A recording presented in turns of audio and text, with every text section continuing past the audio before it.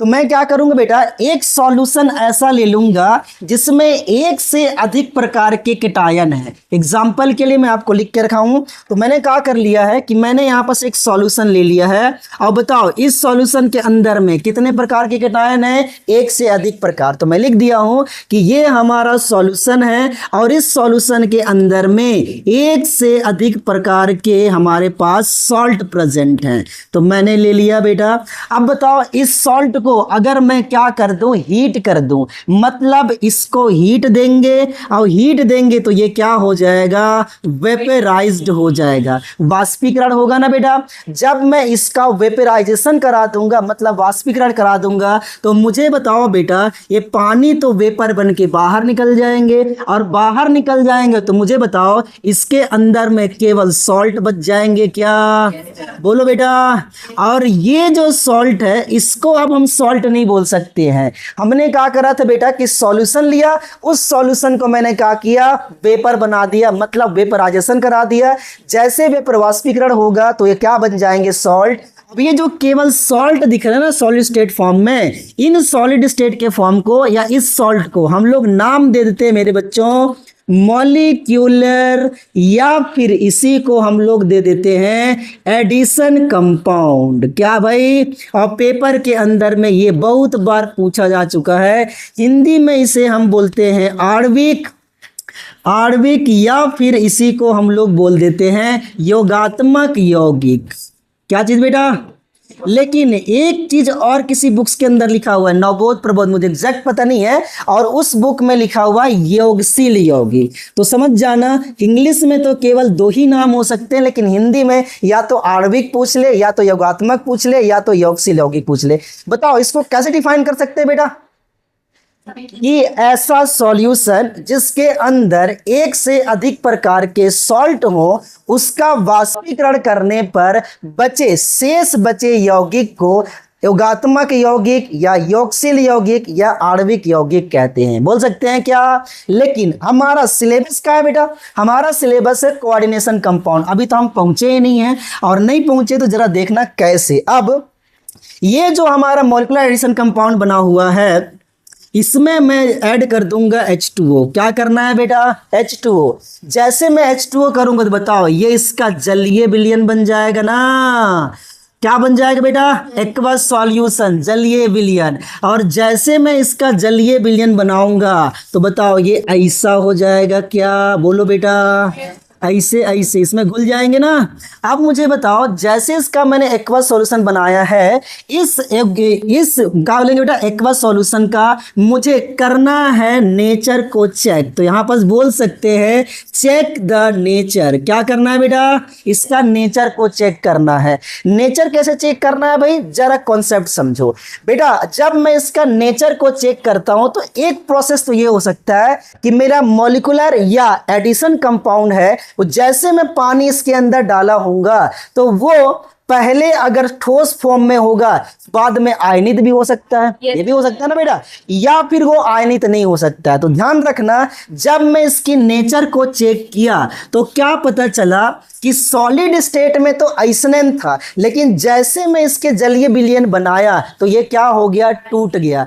मतलब अपनी आइडेंटिटी को क्या कर दिया, समाप्त कर दिया। तो अगर ये एक्वस सॉल्यूशन के अंदर में ना अपना आइडेंटिटी को, अपनी पहचान को क्या कर दे, लूज कर दे, तो ऐसे कंपाउंड को हम लोग नाम दे देंगे आज से, दैट इज डबल सॉल्ट। क्या बोलेंगे बेटा, अच्छा ऐसा कैसे हो सकता है भाई, ऐसे इसलिए हो सकता है कि मान लो जैसे पानी डाला तो ये आयनित हो गया होगा, मतलब आयनों में टूट गया होगा, तो बेटा क्या बोलेंगे बेटा उसको, डबल सॉल्ट। इसका मतलब जनरली मैं ऐसे बोल सकता हूं कि ये आयनित हुआ होगा, आयोनाइज्ड हुआ होगा। और आयोनाइज से आप इसको याद भी कर सकते हो, कैसे, जैसे आयोनाइज्ड हुआ होगा तो बना होगा या तो A+ और एक तो क्या बना होगा बेटा, B-, मतलब कीटायन, और एक क्या बना होगा, एनायन। तो बताओ कितने आयन दिख रहे हैं, इसीलिए क्या बोल रहे हैं इसको, समझ गया। ऐसे याद कर सकते हैं, एग्जैक्ट मीनिंग नहीं है, लेकिन मैं आपको याद करने की तरीका बता रहा हूं, ठीक है बेटा।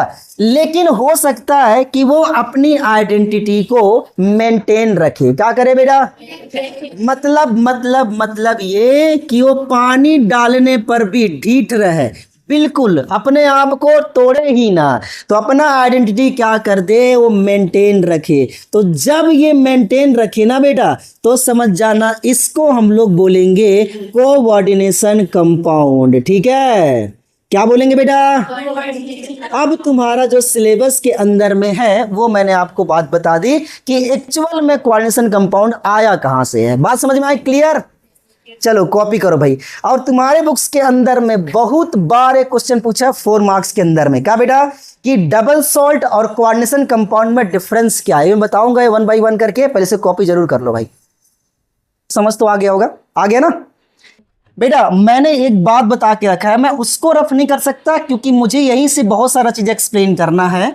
तो देखो, एक साइड तो मुझे पता चल रहा है दैट इज डबल सॉल्ट, सही बात है, और दूसरे साइड मुझे पता चल रहा है दैट इज कोऑर्डिनेशन कंपाउंड, मतलब कि क्या बेटा, सहउपसहसंयोजी यौगिक। अब समझना, डबल सॉल्ट अगर जब भी बोले तो मैंने बोला है कि ऐसा है तो एक्चुअली मॉलिक्यूलर एडिशन कंपाउंड वही है ना बेटा, उसी को मैं हमने कहा बनाया है, चलिए विलेन बनाया था। तो एक्चुअली में वे मॉलिक्यूलर एडिशन कंपाउंड जो कि सॉलिड के अंदर अपना आइडेंटिटी मेंटेन रखते हैं, लेकिन जलीय विलयन में आइडेंटिटी क्या कर देते हैं, लूज कर देते हैं, समाप्त कर देते हैं। ठीक है, तो यहां पर शॉर्ट में लिखते हैं बेटा क्या चीज, सॉलिड फॉर्म में तो इनका आइडेंटिटी मेंटेन रहती है। सही बात है, मैंने ये बात बताया भी है। चलो भाई, तो बताओ बेटा, लेकिन अगर इसका जलीय विलयन बनाया जाए एक्वस सॉल्यूशन, तो बताओ इसकी आइडेंटिटी क्या हो जाती है, लूज। सही बात है ना? लेकिन अगर इसकी identity solid form solution phase दोनों में अगर मेंटेन रहे तो उसको हम लोग क्या बोलेंगे? तो मैं यहां पर दोनों में लिख देता हूं, दोनों में क्या होती है, मेंटेन। चलो भाई, ऐसे मैंने बता दिया है। अब मुझे एक बात बताओ तो बेटा, नेक्स्ट चलते हैं। अगर अगर ये ना अपना आइडेंटिटी को मेंटेन नहीं कर पाता, इसका एक बहुत बड़ी रीजन होता है कि ये आयनित हो जाते हैं। और अगर ये आयनित होंगे तो बताओ इसकी नेचर कैसी होगी, आयोनाइज्ड होगी ना। तो ध्यान रखना, ये आयोनाइज्ड नेचर के होते हैं, बहुत अच्छी बात है। लेकिन ये वाले आयोनाइज्ड और नॉन आयोनाइज्ड दोनों हो सकते हैं। बोलोगे ऐसे कैसे हो सकता है, इसको हम आगे बताएंगे, आगे अभी बिल्कुल नहीं, आगे सीख जाएंगे। तो मैं क्या लिख सकता हूं बेटा, कि ये आयोनाइज्ड भी हो सकते हैं या फिर नॉन आयोनाइज्ड भी हो सकते हैं, आयनित या फिर अनआयनित भी हो सकते हैं। नेक्स्ट प्रॉपर्टी और बड़ा इंपॉर्टेंट पॉइंट है बेटा, बड़ा इंपॉर्टेंट पॉइंट क्या है इसके अंदर में, कि जब मैं ना जैसे सॉल्यूशन लिया, अगर मैं इस सॉल्यूशन को टेस्ट करूं ना, तो ये डबल सॉल्ट अगर होगा, ये वाली डबल सॉल्ट होगा, तो ये डबल सॉल्ट के अंदर में जितने भी आयंस होंगे, मतलब जैसे एग्जांपल के लिए मैं लिया था यहाँ पर कार्नेलाइट, क्या फॉर्मूला था बेटा, KCl और यहाँ पर MgCl2 और यहाँ पर 6H2O लिखते हैं स्टाइल मारने के लिए केवल। ठीक है, कोई बात नहीं बेटा। तो बताओ, ये तो हमारा क्या था, मॉलिक्यूलर एडिशन कंपाउंड था एक्चुअली में, लेकिन ये डबल सॉल्ट कब बन जाएगा, जब ये आयनित हो जाएगा। मतलब कहीं ना, तो अगर ये बन जाए K+, ये बन जाए Cl और यहाँ पर बन जाए Mg2+, यहाँ बन जाए 2Cl-, जब मैं टेस्ट करूंगा ना, तो ये इसका भी आयन देगा, इसका भी आयन देगा, इसका भी आयन देगा, इसका भी आयन देगा। अब तुम्हारे मन में क्वेश्चन जरूर आ सकता है ये, कि हम पोटेशियम का टेस्ट कैसे करेंगे, मैग्नीशियम का टेस्ट कैसे करेंगे। बेटा ये हमारे क्लास 12th के सिलेबस में प्रैक्टिकल के अंदर में हम लोग कराते भी हैं चीजों, तो ठीक है, लैब के अंदर कर लेंगे कि इनऑर्गेनिक कंपाउंड का टेस्ट किस तरह से करा जाता है। तो मतलब ये हुआ कि डबल सॉल्ट ना, उसमें उपस्थित जितने भी आयंस हैं सब का क्या करते हैं, टेस्ट देते हैं। क्या देते हैं बेटा? लेकिन ये उन आयन का टेस्ट देते ही देते हैं, लेकिन साथ ही साथ कुछ दूसरे यौगिक का भी टेस्ट देते हैं। कैसे, इसको भी आगे बताया जाएगा। एग्जांपल के लिए आपके सामने एक क्वेश्चन पेश कर रहा हूं मैं ले लिया बेटा K4 और यहां ले लिया हूं Fe, यहां पर ले लिया CN6 ऐसे। अगर इसको तुम आयोनाइज्ड कराओगे ना, तो देखो इसमें क्या प्रेजेंट है, पोटेशियम, आयरन, साइनाइड। तो अगर यहां बोलो तो यहां पर क्या आ जाएगा, 4K+, यहां पर आयरन 2+, और यहाँ पर साइनाइड -4, कितना एटम है? 6 दिख रहा है, तो 6 लिख लो, कोनो दिक्कत नहीं है। अच्छा, ये 2 + 4 + कितना आएगा? यहाँ पर मैं सीधा सीधा x+ लिख रहा हूँ फिलहाल के लिए। अब मुझे बताओ बेटा, इसमें कौन कौन सा आयन है? पोटेशियम, आयरन, साइन। इसका टेस्ट तो देगा ही देगा, लेकिन वो इसका भी टेस्ट देता है, और इसको हम लोग आगे जाके या आपसे बोलना शुरू करेंगे कॉम्प्लेक्स, मतलब क्या बोलेंगे? संकुल। और इसी के बारे में कल पढ़ाया था F ब्लॉक, बताया था ना D ब्लॉक के अंदर बेटा कि ये संकुल का फॉर्मेशन करते हैं, और बताया था कि आगे चैप्टर के अंदर डिस्कस भी करना है। ठीक है, तो क्या समझ में आया कि जो कोऑर्डिनेशन कंपाउंड है वो अपने आयन का टेस्ट तो देते ही देते हैं, लेकिन कुछ अन्य प्रकार के यौगिक का भी टेस्ट दे देते हैं। इसको हम लोग क्या बोलेंगे? Coordination compound. ठीक है, बात समझ में आ गई? 3 डिफरेंस बता दिया, बाकी आपका HW है। चौथा 5वां डिफरेंस याद करके आना भाई। ओके बेटा, हम क्या समझ चुके बेटा कि एक्चुअली में कोऑर्डिनेशन कंपाउंड क्या होता है, डबल सॉल्ट क्या होता है। इसका एग्जांपल मैं आपको बता देता हूं। इसका डबल सॉल्ट का एग्जांपल है मोहर सॉल्ट। क्या बेटा? अच्छा, दूसरा कार्नेलाइट, तीसरा मैंने बता के रखा है। ये मोहर सॉल्ट का फॉर्मूला मैं HW दे रहा हूं, खोज के लाना, लिख के आना। मुझे फॉर्मूला याद है पर बताऊंगा नहीं। मोहर सॉल्ट, मोहर लवण, कार्नेलाइट, कार्नेलाइट मैंने बता दिया एक्चुअली में। ठीक है बेटा, चलो आगे चलते हैं। इसको मैं रफ कर रहा हूं, और ऐसा करने के बाद अब हम लोग चलते हैं कोऑर्डिनेशन कंपाउंड। और एक्चुअली ये क्वेश्चन जरूर आ सकता है आपके माइंड के अंदर में कि एक्चुअल में कोऑर्डिनेशन कंपाउंड को कोऑर्डिनेशन कंपाउंड क्यों बोलते हैं। तो इसके पीछे का एक रीजन जाता है, जरा देखना कैसे। तो हम लोग बेटा पहले एक बॉन्ड बोलते थे, और अगर ये बॉन्ड बोलूं तो बॉन्ड को हम 3 टाइप में कैटेगराइज करके रखे रहे होंगे मेरे ख्याल में। एक तो हम लोग बोला करते थे कोवलेंट, मतलब कि संयोजक बंध, और दूसरों को हम लोग बोला करते दैट इज आयनिक बॉन्ड, और तीसरे वाले को हम लोग बोलते हैं कोऑर्डिनेशन बॉन्ड। लेकिन एक बार मैं आपको बता देता हूं एक्चुअली में कि कोऑर्डिनेशन बॉन्ड ना एक्चुअल में कोवलेंट बॉन्ड ही होता है, आगे जाके पढ़ेंगे। ठीक है, लेकिन मैं स्पेसिफिक टाइप में बता दे रहा हूं कैसे। क्या बोलते थे बेटा बताओ? कोवलेंट बॉन्ड के अंदर में इक्वल नंबर ऑफ इलेक्ट्रॉन की शेयरिंग होना चाहिए था, मतलब A और B अगर बॉन्ड बना रहे हैं तो एक इलेक्ट्रॉन इसके पास, एक इलेक्ट्रॉन इसके पास, तो ऐसे कुछ होता था ना बेटा। आयनिक बॉन्ड के अंदर में एक तो इलेक्ट्रॉन देता था और एक इलेक्ट्रॉन लेता था, ऐसे था ना। लेकिन देखो मैं एक बात बोल के रखा हूं, एक इलेक्ट्रॉन देता है, एक इलेक्ट्रॉन लेता है, इसमें डबल बॉन्ड कभी नहीं होता था। इसमें डबल बॉन्ड हो सकता था, लेकिन कोऑर्डिनेशन कंपाउंड के अंदर जाओगे ना बेटा, तो कोऑर्डिनेशन कंपाउंड में मैं यहां पर A ले लिया और यहां पर B ले लिया, तो इनमें होता क्या है कि ये अपना लोन पेयर ऑफ इलेक्ट्रॉन देता है। क्या चीज? मतलब कि LP देता है, और ये LP एक्सेप्ट करता है। तो बताओ इन दोनों से डिफरेंट है कि नहीं है? तो इस बॉन्ड को, ये ऐसी बॉन्ड को हम एरो से शो करते हैं, और इस बॉन्ड को बहुत पब्लिक लोग डेटेड बॉन्ड भी बोलते हैं, और इसी डेटेड बॉन्ड को हम बोल सकते हैं कि ये कौन सा है, दैट इज कोऑर्डिनेशन कंपाउंड। ठीक है, कोऑर्डिनेशन बॉन्ड है। और जिन भी कंपाउंड के अंदर में कोऑर्डिनेशन बॉन्ड पाया जाता है उनको हम क्या नाम बोल सकते हैं? Coordination compound. बात समझ में आ गई बेटा? कोनो दिक्कत नहीं है, ऐसा हम बोल सकते हैं। एग्जैक्ट ऐसा बुक्स के अंदर लिखा नहीं है भाई, लेकिन मैं ऐसे बता दे रहा हूं। ठीक है, ओके बेटी, चलो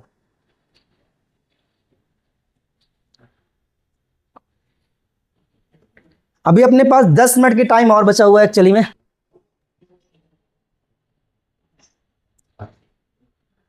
अपन को कोऑर्डिनेशन कंपाउंड का मतलब नहीं है, मैंने बता दिया एक्चुअली में क्या है, लेकिन आगे चलेंगे तो और डिस्कस करेंगे भाई।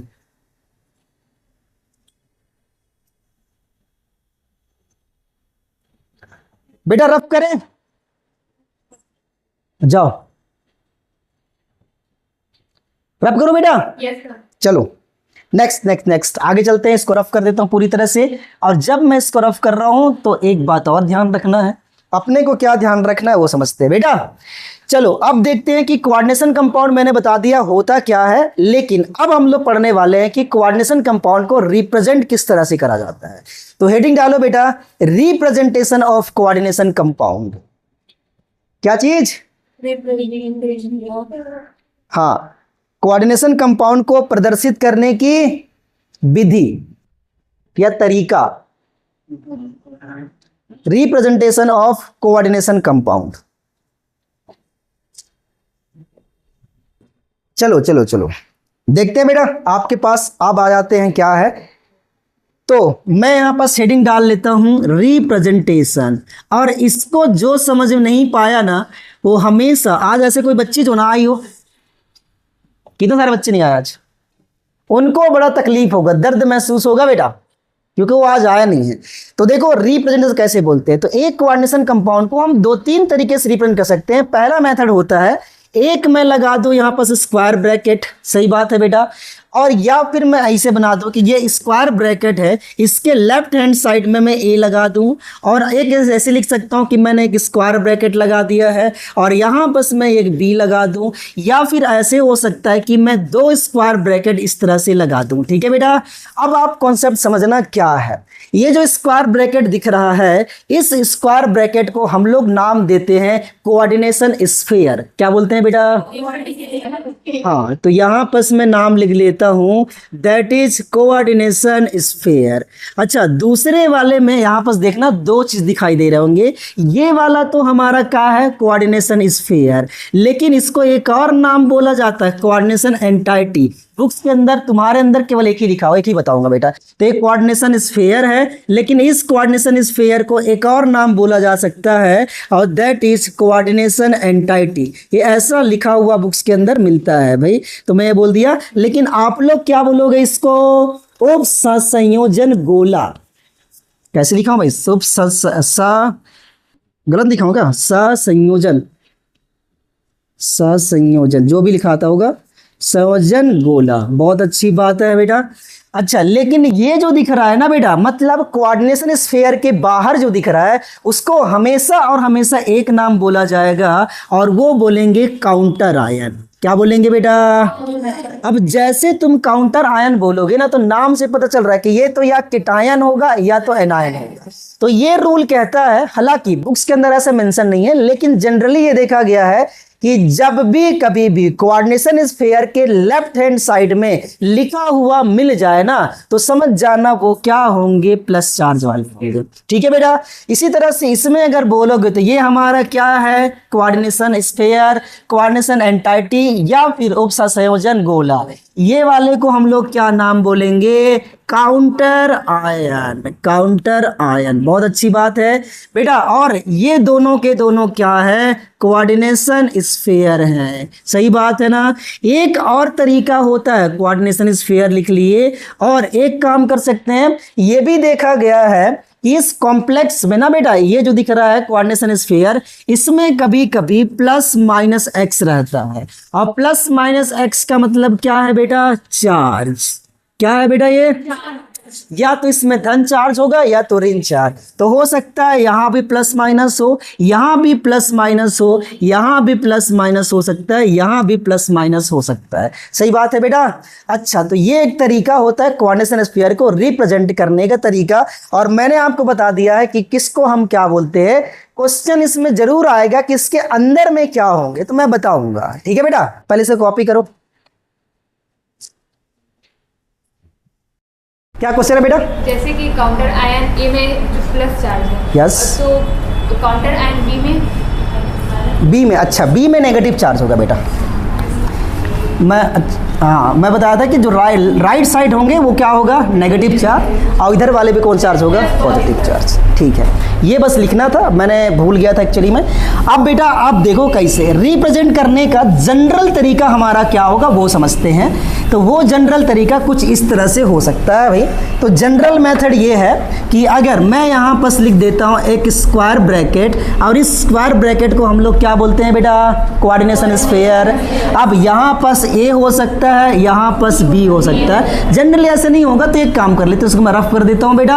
अब मैं ऐसे लिख देता हूँ कि भाई चलो यहाँ पर क्या होगा बेटा? एम, और यहाँ पर होगा एल, यहाँ पर ये, मतलब एक स्क्वायर ब्रैकेट के अंदर में दो चीजें होती है, एक को हम एम से शो कर रहे हैं, दूसरे वाले को एल से। ठीक है, तो एम का मतलब क्या है बेटा? एम का मतलब है यहाँ पर मेटल, और एल का मतलब क्या है? लाइगेंड। ठीक है, इसको लिगेंड बोलो या लाइगेंड बोलो, कोई दिक्कत नहीं है। अब मैं जो एन लिख रहा हूं ना बेटा, तो एन का मतलब होता है नंबर ऑफ लाइगेंड, ठीक है, या लिगेंड की संख्या बोल सकते हो, तो मैंने लिख दिया नंबर ऑफ लाइगेंड। एक बात और बताओ, यहाँ पर प्लस माइनस एक्स भी था क्या बेटा, और इसको हम लोग क्या बोल रहे थे, चार्ज। एक बात और लिखना चाहो तो लिख सकते हो, यहाँ पर ए लिख दूं, अगर मैं बी लिख दूं तो ये वाला हमारा पक्का क्या होगा, केटायन, 100% केटायन होगा, और ये वाला हमारा क्या होगा, एनायन। अब इसमें एक स्पेसिफिक बात है, उसको मैं समझाता हूं, देखना कैसे। अब मैं पूरा नहीं लिखूंगा भाई, मेरे को बस एक्सप्लेन करना है। बताओ बेटा, ये जो मेटल होते हैं एक्चुअल में ये मेटल होते ही नहीं है, ये होते हैं ट्रांजिशन मेटल। क्या होते हैं बेटा, और एक बात और बता दूं कि ये ट्रांजिशन मेटल भी नहीं होते हैं, एक्चुअल में ट्रांजिशन मेटल आयन होते हैं। क्या बेटा, ट्रांजिशन मेटल आयन, अच्छी बात है। अब ये लिगेंड क्या कर रहा है भाई, तो लिगेंड क्या काम का होता है वो समझाते हैं। अब समझो, ट्रांजिशन मेटल आयन हम किसको बोलते हैं, ट्रांजिशन मेटल डी ब्लॉक के ना बेटा, कभी कभी ये एफ ब्लॉक हो सकते हैं, बट अपन को जानना नहीं है, 12वीं क्लास के अंदर बिल्कुल नहीं जानना है। इसमें केवल कहां से आएंगे बेटा, डी ब्लॉक, चाहे वो 3D, चाहे 4D, चाहे 5D।